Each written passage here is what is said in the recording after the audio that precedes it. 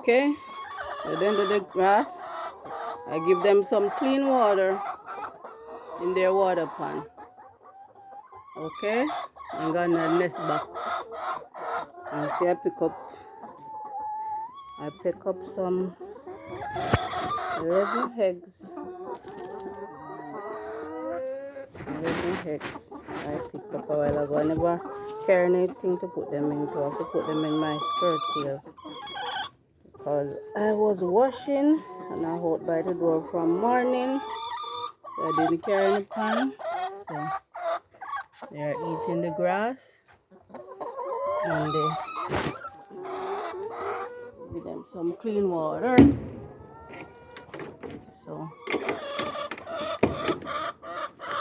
I have to keep the coop closed. Okay, they are eating now. So thank you guys for watching. Like, share, and subscribe. Don't take up my okra now. Okay, guys? Have a good day.